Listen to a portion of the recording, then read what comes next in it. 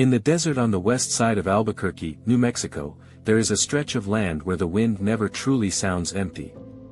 It moves across sand and stone as if passing over something that remembers. For years, nothing about this place appeared remarkable. No warning signs. No fences. No reason to stop. And yet, beneath the surface, the desert was hiding a graveyard, one that would remain undisturbed for nearly a decade. Between the early 2000s and the middle of that decade, someone repeatedly traveled into this remote area of the West Mesa. They did not wander. They did not hesitate. They came with purpose. The land offered privacy, darkness, and distance from human attention. The city was close, but the silence was complete. This was not chance. This was selection. During those same years, women began disappearing from Albuquerque's streets. They were young. Some were teenagers. Most were struggling with addiction, homelessness, or survival through sex work.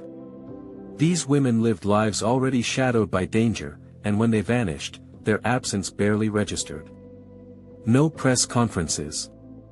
No emergency alerts. Their disappearances blended into the noise of the city, unnoticed and unresolved. Years later, satellite images would tell a story no witness ever could. Tire tracks appearing in the same isolated area again and again.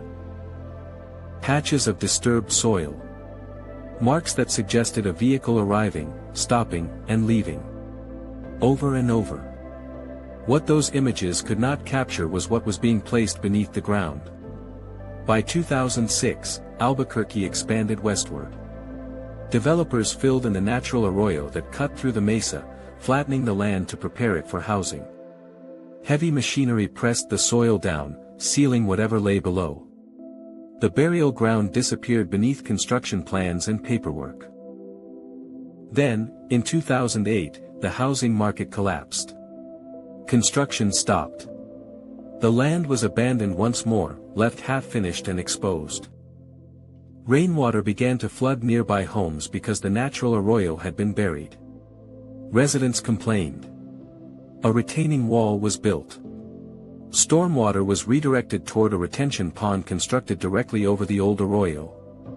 As water cut into the soil, something began to surface, something that had been waiting.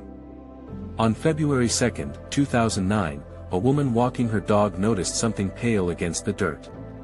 It did not belong there. When she looked closer, she realized it was human bone. Police were called. What began as a single discovery quickly became something far worse. As investigators dug deeper, they uncovered multiple graves. 11 sets of human remains lay buried close together, placed deliberately, wrapped in silence. 11 women. One of them pregnant. The desert, after years of stillness, had finally spoken. The victims were between 15 and 32 years old. Most were Hispanic. One was African American. They had disappeared between 2003 and 2004, one after another, their names fading from public memory. Among them was 15-year-old Selania Edwards, a runaway from Oklahoma, the only victim from out of state. Another, Michelle Valdez, was 4 months pregnant when she was killed. Their names were finally spoken aloud. Monica Candelaria, Victoria Chavez, Selania Edwards, Doreen Marquez, Veronica Romero, Jamie Barella, Evelyn Salazar, Virginia Cloven, Julie Nieto, Cinnamon Elks. They were no longer missing. They were found. But the person who put them there was gone. Before the discovery, one detective had noticed a pattern. Detective Ida Lopez had been quietly tracking missing women in Albuquerque, women tied to prostitution and addiction. Her list stretched back years. After the West Mesa graves were uncovered, investigators realized something chilling. 10 of the women on her list were buried in the same place. 9 others from that list remain missing to this day. No bodies. No answers. Police concluded that the murders showed signs of planning and consistency. The same location. Similar victim profiles. Careful placement. It pointed toward a serial killer. He was given a name by the media, the West Mesa Bone Collector. But another theory lingered, darker and more complex. Anonymous tips suggested the women may have been targeted by a sex trafficking ring operating across the Southwest, moving women through cities like Las Vegas, El Paso, Denver, and Killeen. Large events such as the New Mexico State Fair were believed to provide cover, crowds, noise, and opportunity. One anonymous tip even pointed toward a suspect from El Salvador. None of these leads resulted in arrests. As the investigation continued, certain men drew attention. One name would come to dominate the conversation. Lorenzo Montoya lived less than 3 miles from the burial site. He had a history of violence toward sex workers. He had threatened to kill women and bury them in lime. Co-workers said he talked openly about killing women and dumping them on the West Mesa, as if it were nothing more than a story. In December 2006, Montoya strangled a 19-year-old sex worker inside his trailer. As he attempted to place her body into the trunk of his car, her boyfriend arrived and shot him dead. Police later said the crime was too brutal to feel like a first offense. Not long after Montoya's death, the West Mesa Murders appeared to stop. Inside Montoya's home, detectives found a video. Only a fragment has been released. It shows Montoya having sex with an unidentified woman who appears possibly dead. The screen fades to black. Then it returns, showing a wall and a bed. In the background, sounds can be heard, duct tape tearing, a garbage bag opening. The woman in the video has never been identified.